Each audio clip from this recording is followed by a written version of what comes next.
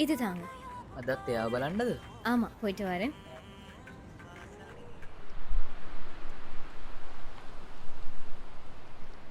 Hi தங்கம். இந்த வாரம் நான் நிறைய பிஸியா இருந்தேன். தெரியுமா? எங்களோட வீட்டுக்கு அத்தை வந்தாச்சு, சித்தி வந்தாச்சு. எல்லாருமே உங்கள பார்த்து தான் பேசுனா. ஆமா, இந்த பூ பிடிக்குமா? ம்? நினைவு